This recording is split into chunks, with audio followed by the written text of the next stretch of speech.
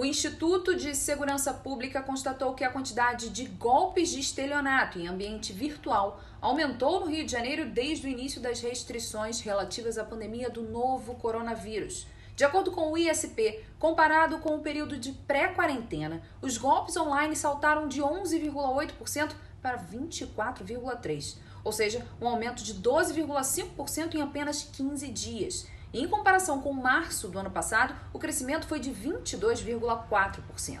Além do ambiente virtual, os crimes cometidos por telefone, como o sequestro relâmpago, também continuam. Domingo Montanaro é perito em tecnologia da informação e hoje nos atende para falar do grande aumento no número de golpes virtuais que tem ocorrido no isolamento social desde o início dessa pandemia de coronavírus. Domingo, obrigada pela participação. Primeiro, quais os principais golpes que têm aumentado agora? Acho que todos aqueles que exploram as emoções das pessoas, né? Quando a gente olha a pessoa física como vítima, tudo aquilo que já vinha acontecendo, então, do sequestro relâmpago, as notícias que ninguém tem, ou seja, a informação privilegiada de números de mortes, ou informações privilegiadas de como obter o auxílio emergencial da Caixa Econômica Federal o mais rápido possível, etc. Tudo aquilo que vai direto no que está na percepção pública e de que, de alguma forma, ataca diretamente a emoção da maioria das pessoas, isso para a pessoa física, né? E para a pessoa jurídica, tudo aquilo que aproveita esse momento de isolamento onde as pessoas estão trabalhando de casa. Então, a grande maioria das empresas não teve tempo de adequar os seus sistemas de tecnologia da informação para comportar toda a massa de colaboradores trabalhando de casa. Então, isso abre uma série de portas, de vulnerabilidades que estão sendo exploradas, infelizmente, em grande escala por esses grupos de criminosos que estão o tempo todo, né, trabalhando com isso de casa também, né? Então, eles estão com a sua produção ao máximo. Portanto, você indicou aí alguns fatores interessantes. Que a criminalidade ela continua atuante, mas ela não pode mais atuar na rua. 2, que esses criminosos estão atentos às notícias e tudo o que acontece para que os golpes sejam o mais convincente possível. 3, as empresas que tiveram que migrar para um sistema de home office mais completo, elas deixaram vulnerabilidades. E 4, as pessoas estão muito preocupadas com tudo isso que está acontecendo de coronavírus e estão, digamos assim, com a guarda mais baixa. Perfeitamente. Acho que você foi cirúrgica nos 4 fatores. E rapidamente repassando, né, a gente não pode esquecer que, do outro lado, a gente tem centenas de milhares de bandidos, criminosos, que ficam diariamente trabalhando para enriquecer ilicitamente, tá certo? Então, a gente que pratica golpes para sobreviver. Uma vez que a gente entenda isso, essas pessoas também estão isoladas em casa, então, antes elas iam buscar adrenalina gastando muito do dinheiro que eles ganhavam ilicitamente, né? Então, a gente não pode esquecer, essas pessoas viajam, vão para o cassino, vão para outros países, tá certo? Vão para balada. Compram coisas. Compram muitas coisas, então eles têm fontes de adrenalina na rua, né? Agora não, eles estão dentro de casa também e aplicar esses golpes também dá muita adrenalina para eles, porque é dinheiro fácil, né? Então, eles estão fazendo isso full time. Então, uma vez que a gente entenda que eles estão o tempo todo aplicando esses golpes, do outro lado, a gente vê, obviamente, um volume, uma onda muito maior em termos de número de ataques. Ligado a isso, a gente não pode esquecer que muitos desses bandidos, né, o negócio principal deles é atacar as emoções dessas pessoas todas, né? Eles olham no dia a dia qual é o assunto do dia. Então, se é um avião que caiu, eles vão aplicar o golpe de veja as fotos que ninguém revelou do acidente aéreo, não sei o quê. Se é um programa de televisão que dá muita audiência, que está na sua finalização lá, o round final entre fulano e ciclano, veja aquilo que ninguém demonstrou sobre os participantes aí do reality show. Se é um assunto relativo à política, que está todo mundo prestando atenção, veja os prints lá do ministro que ninguém teve acesso, né? Então, eles basicamente surfam na onda desses assuntos de maior relevância e capilaridade nacional, que todo mundo está prestando atenção. E óbvio, né, Mariana? Hoje em dia, o assunto do coronavírus é o que todo mundo quer saber.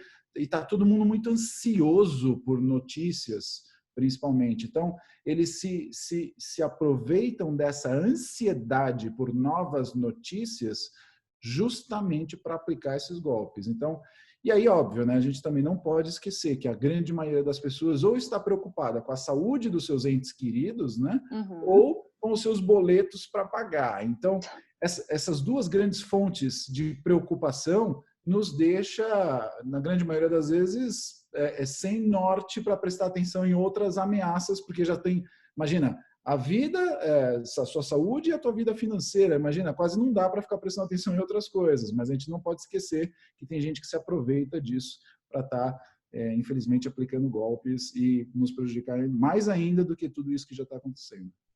Portanto, dá para dizer que nesses quase 2 meses de quarentena, alguns golpes que já eram até considerados batidos estão voltando a ter sucesso, porque as pessoas estão mais suscetíveis a cair. Com certeza. Golpes, o próprio golpe do sequestro relâmpago, da pessoa que ligava para a tua residência, tem até quadros de humor sobre isso, né? Ou seja, o pessoal, às vezes, muitas vezes dentro da cadeia, aplica esse golpe, etc. Né? E isso caiu na percepção pública que a maioria das vezes isso é golpe. Só que, justamente agora, existe uma onda de assuntos tão mais fortes, tão mais relevantes e tão mais que atacam as emoções nossas, tão no âmago, né, da nossa alma, né, que a pessoa acabou esquecendo disso. Então, é o golpe do sequestro relâmpago, aquele golpe onde o pessoal entra na conta do WhatsApp de alguém e começa a mandar mensagem para todos os contatos dizendo, olha, só que a mensagem agora é diferente. Estou com uma pessoa da minha família que precisa de um leito aqui na UTI, preciso pagar R$2.000 para poder ter acesso ao leito da UTI, me manda assim que eu conseguir o dinheiro eu te devolvo e etc. Óbvio, né? Agora o apelo é a questão da saúde, né? Então isso também a gente precisa ficar esperto. Então a gente precisa todas essas comunicações, mesmo que seja de um contato de WhatsApp que você conhece, etc., sabe? Liga para a pessoa. Se for alguém mandando um boleto, principalmente, até mesmo na área da saúde, né? Muitos hospitais, infelizmente, foram vítimas de pessoas que ligavam para os quartos dos hospitais, se passando pelos médicos ou pela direção do hospital, dizendo, olha, teve um boleto aqui que você precisa pagar, senão a gente vai precisar tirar você do quarto e etc. E a pessoa pedia para alguém da família pagar aquele boleto e quando vai ver o boleto é falso, sabe? Então, todas essas coisas estão retomando com força total, infelizmente. Portanto, tanto os links por aplicativo de mensagem, por e-mail e também os telefonemas, essas iscas que os bandidos colocam para a vítima cair.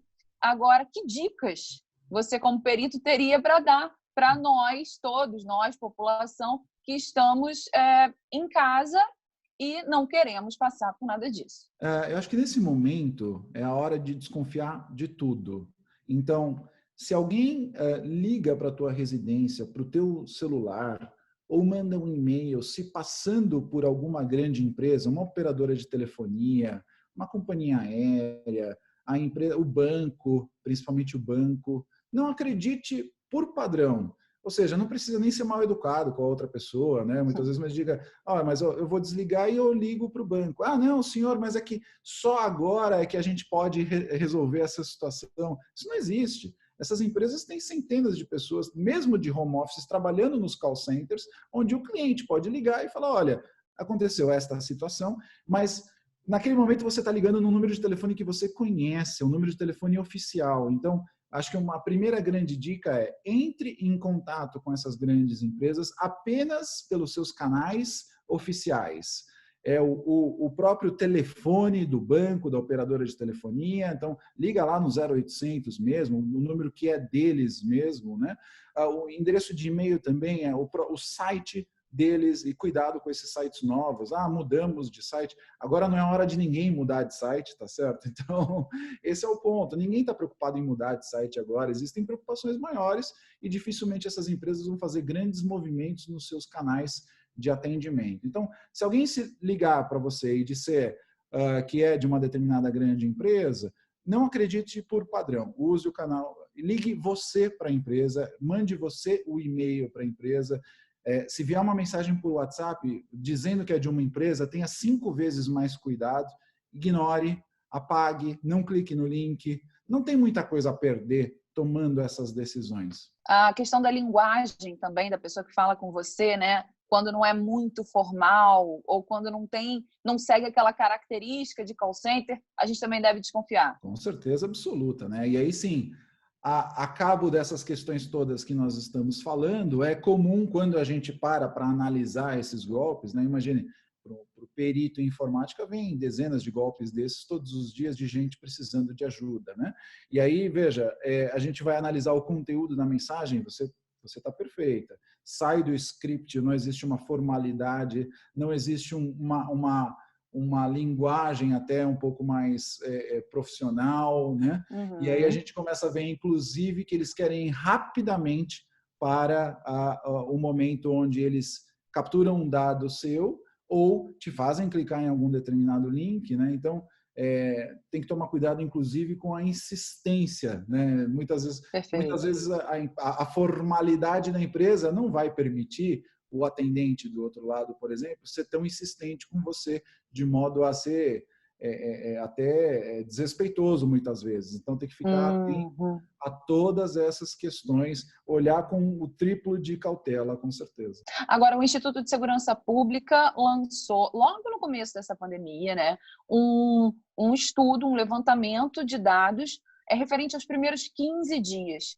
E os números são bastante preocupantes. Agora, mais preocupante que isso também é o não relato do número de golpes que as pessoas recebem, não é isso, Domingos? Exato, né? A gente não pode esquecer, Mariana, que infelizmente o Brasil lá não é um dos melhores países do mundo quando a gente fala de dados oficiais, números das coisas que acontecem em qualquer coisa, né?